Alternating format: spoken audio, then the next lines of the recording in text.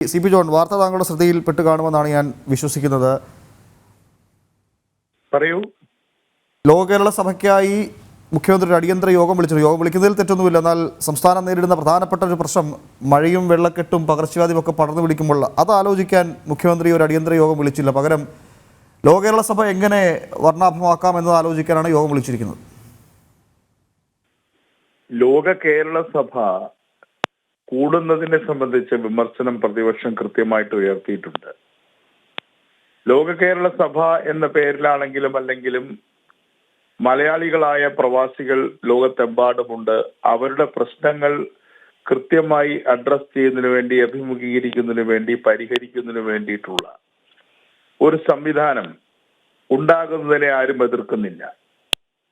പക്ഷേ പിണറായി വിജയൻ ഗവൺമെന്റിന്റെ നേതൃത്വത്തിൽ ലോക കേരള സഭ എന്ന പേരിൽ 2-3 ദിവസം ആളുകൾ ഇവിടെ ഒത്തുകൂടി വർത്തമാനം പറഞ്ഞ ഒരു ചിത്രം മാത്രം നമുക്ക് കാണാൻ കഴിയുന്നത്. പ്രവാസികൾക്ക് പലതരം പ്രശ്നങ്ങൾ ഇപ്പൊ തന്നെ നിങ്ങൾ എടുത്തു നോക്കൂ. ചില പ്രവാസികൾക്ക് അവർ ശിക്ഷിക്കപ്പെട്ട് അവരെ വിമോചിപ്പിക്കുന്നതിന് വേണ്ടിയിട്ട് പണം ആവശ്യം വന്ന സമയത്ത് ലോക കേരള സഭ എവിടെയായിരുന്നു? അതല്ലെങ്കിൽ അത്തരത്തിലൊരു പണപ്പിരിവ് നടത്തേണ്ടിയിരുന്നില്ല എന്ന് ഗവൺമെന്റ് പറഞ്ഞോ? അതുമില്ല. അപ്പൊ ജനങ്ങൾക്ക് ഒരു പ്രശ്നം വന്നാൽ ജയിലിൽ നിന്ന് ഒരു പ്രവാസിയെ വിമോചിപ്പിക്കണമെങ്കിൽ പിരിവെടുക്കേണ്ട ഗതികേടിലാണ് കേരളത്തിലെ പ്രവാസികൾ എന്നുള്ളത്. അതുപോലെ തന്നെ അവർക്ക് മാരകമായ രോഗങ്ങൾ വന്നാൽ അവരെ മറ്റൊരു സ്ഥലത്ത് അവർ അകപ്പെട്ടു പോയാൽ അവരെ തിരിച്ചെത്തിക്കുന്ന കാര്യത്തിൽ ഇത്തരം കാര്യങ്ങളിലൊന്നും തന്നെ ലോക കേരള സഭയ്ക്ക് ഒരു റോളുമില്ല. ആയിരക്കണക്കിന് അല്ലെങ്കിൽ 10,000-കണക്കിന് കുട്ടികളാണ് ലോകത്തിന്റെ നാനാഭാഗത്തും ഇന്ന് വിദ്യാഭ്യാസത്തിന് വേണ്ടി യാത്ര ചെയ്തുകൊണ്ടിരിക്കുന്നത്.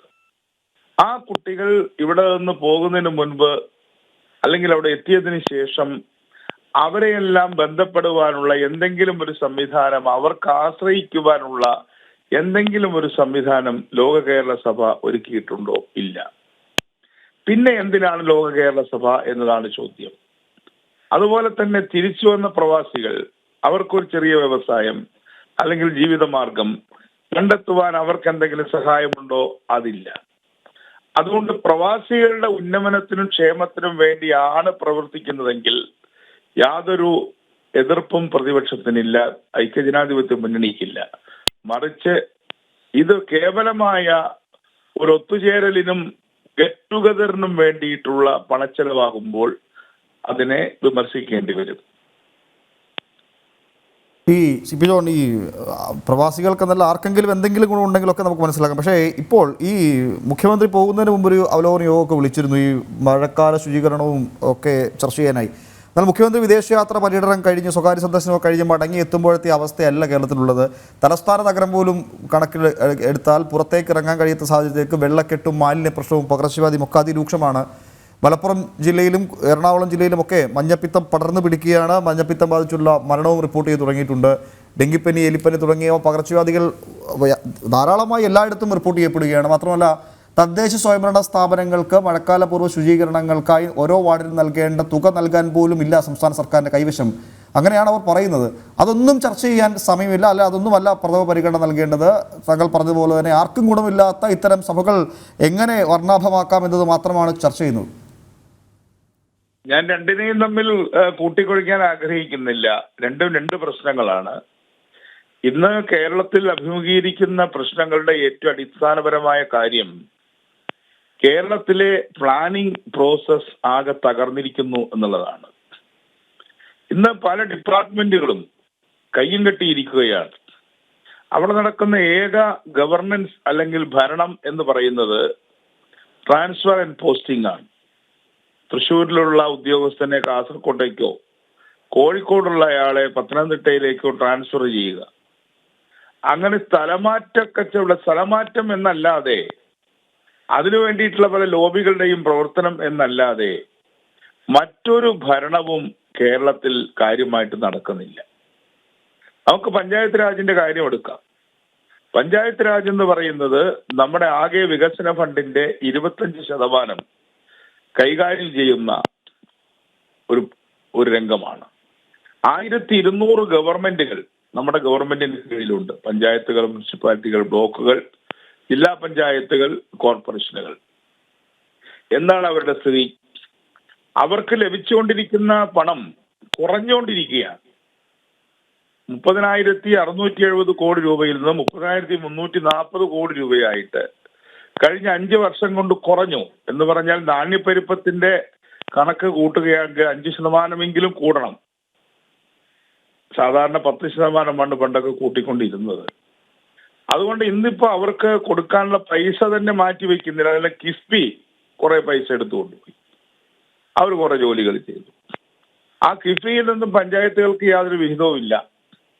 പട്ടികജാതി പട്ടികവർഗ വിഭാഗങ്ങൾക്ക് 10%, 10% പട്ടികജാതിക്കും 3% പട്ടികവർഗത്തിനുമാണ്. അവരുടെയും പണം കുറഞ്ഞിരിക്കുകയാണ്. അവരുടെ ആവാസ കേന്ദ്രങ്ങൾ മെച്ചപ്പെടുത്താനുള്ള പണം കുറഞ്ഞിരിക്കുകയാണ്. അതേപോലെ തന്നെ നമ്മുടെ ടാക്സിന്റെ ഏതാണ്ട് 9% പഞ്ചായത്തുകൾക്ക് അർഹതപ്പെട്ടതാണ്. അതിൽ പ്രധാനമായിട്ടുള്ളത് മെയിൻ്റനൻസ് ഫണ്ടാണ്. ആ മെയിൻ്റനൻസ് ഫണ്ടിന്റെ ഒരു ഭാഗം റോഡുകൾക്കും മറ്റേത് നോൺ റോഡുകൾക്കുമാണ് ചെലവഴിക്കേണ്ടത്. കൃത്യമായ കണക്കുകൾ പ്ലാനിംഗ് ബോർഡ് എല്ലാ വർഷവും ഇറക്കുന്നുണ്ട്. പക്ഷേ ഈ പണം പഞ്ചായത്തുകൾക്ക് കിട്ടുന്നില്ല. അവരുടെ ഗഡു 4 ഗഡുവായിട്ടാണ് കൊടുക്കുക ഒരു വർഷത്തിൽ 3 മാസം കൂടുമ്പോൾ. അതിൽ 2 ഗഡു കിട്ടേണ്ട സമയം കഴിയുമ്പോഴാണ് 1 ഗഡു കിട്ടുക. ബലത്തിൽ 4 ഗഡു കിട്ടേണ്ട പഞ്ചായത്തുകൾക്ക് 1ഉം 2ഉം ഗഡു കിട്ടുന്നില്ല എന്ന് മാത്രമല്ല, മാർച്ച് 31 സമയമാകുമ്പോഴേക്കും ട്രഷറി പൂട്ടി. കൊടുത്ത ബില്ലുകളൊന്നും പാസ്സാവുന്നില്ല. ഈയിടെ മലപ്പുറം ജില്ലാ പഞ്ചായത്തും അവിടെയുള്ള ആളുകളും വളരെ വലിയ ഒരു മെമ്മോറണ്ടം ഉണ്ടാക്കി നമ്മുടെ മുഖ്യമന്ത്രിയെ കാണുകയുണ്ടായി, അല്ലെങ്കിൽ കാണാൻ ശ്രമിക്കുകയുണ്ടായി. അവർ പറയുന്നത് ഏതാണ്ട് ഞങ്ങളുടെ എല്ലാ പ്രവർത്തനങ്ങളും സ്തംഭിച്ചിരിക്കുകയാണ്. CPM ഭരിക്കുന്ന ജില്ലാ പഞ്ചായത്തുകൾ ഇതിനെക്കുറിച്ചും ചിന്തിക്കുന്ന പോലുമില്ല. അവരാണ് DPC എന്ന് പറയുന്ന ഡിസ്ട്രിക്ട് പ്ലാനിംഗ് കമ്മിറ്റിയുടെ തലവന്മാരായിട്ടിരിക്കുന്ന അങ്ങനെ ഒരു സമിതി ഗവൺമെന്റിന്റെ പുറത്ത് യാതൊരു പ്രഷറും കൊടുക്കുന്നില്ല. അതുകൊണ്ട് മഴ അല്പം നേരത്തെ പെയ്തു വന്നത് ശരിയാണ്. പക്ഷേ ഈ പ്രവർത്തനം നടക്കേണ്ടിയിരുന്നത് ഫെബ്രുവരി മാർച്ച് മാസത്തിലാണ്. ആ ഫെബ്രുവരി മാർച്ച് മാസത്തിൽ മഴക്കാല പൂർവ്വ പ്രവർത്തനങ്ങൾ, കാലകളെല്ലാം ഓടകളെല്ലാം വൃത്തിയാക്കി മാലിന്യങ്ങൾ മാറ്റി ചെയ്തിരുന്നെങ്കിൽ ഇത്ര വലിയൊരു വാട്ടർ ലോഗിംഗ് ഉണ്ടാവില്ല എന്നാണ് എൻ്റെ അഭിപ്രായം. പക്ഷേ ഒരു ദിവസം 12 സെന്റിമീറ്റർ മഴ പെയ്താൽ വെള്ളം പൊങ്ങും എന്നുള്ള കാര്യത്തിൽ സംശയമില്ല. പക്ഷേ അതിനുവേണ്ടിയുള്ള പ്രവർത്തനങ്ങൾ നടത്തിയില്ല. തിരുവനന്തപുരത്താണെങ്കിൽ മാർച്ച് മാസം അവസാനിക്കേണ്ട പണിയാണ് ഇപ്പോഴും മെയ് മാസമായി നീണ്ടുപോകുന്നത്. വാസ്തവത്തിൽ ഇവിടെ സ്മാർട്ട് സിറ്റി പ്രോഗ്രാം കഴിഞ്ഞ ഒരു സെപ്റ്റംബർ മാസത്തിലോ ആഗസ്റ്റ് മാസത്തിലോ മഴ മാറിയ ഉടനെ തുടങ്ങിയിരുന്നെങ്കിൽ ഈ മാർച്ച് മാസമാകുമ്പോഴേക്കും അത് പൂർണ്ണമാകുമായിരുന്നു. ഇപ്പൊ നടക്കുന്ന പ്രവർത്തനങ്ങൾ അവസാനം തുടങ്ങിയത് ഒരു കോൺട്രാക്ടർ ഇട്ടിട്ട് പോയി, പല കോൺട്രാക്ടർമാർ ഇട്ടിട്ട് പോയി.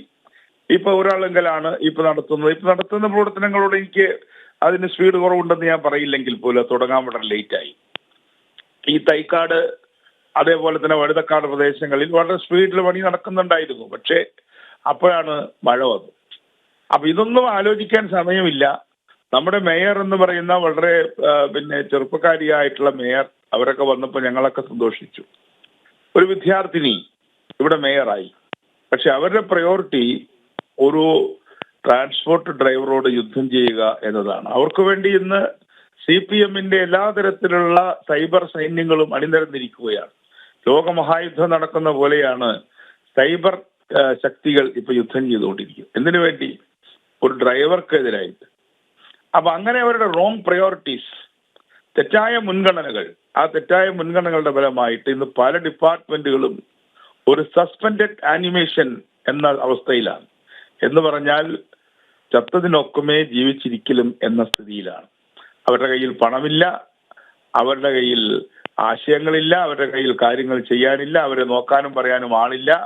മുഖ്യമന്ത്രിയെ സംബന്ധിച്ചിടത്തോളം അദ്ദേഹത്തിന് ഇതിലൊന്നും ഒരു താല്പര്യവുമില്ലാത്ത ഒരവസ്ഥയിലേക്ക് കാര്യങ്ങൾ എത്തിയിരിക്കുന്നു. ദൈനംദിന പ്രവർത്തനം എന്ന് പറഞ്ഞാൽ ഞാൻ നേരത്തെ പറഞ്ഞതുപോലെ ആളുകളെ ട്രാൻസ്ഫർ ചെയ്യുക, അല്ലെങ്കിൽ അവിടെ നിന്ന് ഇവിടെ നിന്ന് അങ്ങോട്ടും ഇങ്ങോട്ടും മാറ്റിയും തിരിച്ചും വയ്ക്കുക, അപ്പോയിന്റ് ചെയ്യുക, താൽക്കാലിക ജീവനക്കാരെ നിയമിക്കുക തുടങ്ങിയ കാര്യങ്ങളിലേക്ക് ചുരുങ്ങിയിരിക്കുകയാണ് ഗവർണൻസ്. അതിന്റെ ഒരു ദുരന്തമാണ് ഇന്ന് കേരളം അനുഭവിച്ചുകൊണ്ടിരിക്കുന്നു. യെസ്, വളരെ നന്ദി ശ്രീ സി പി ജോൺ പുതിയച്ചന്.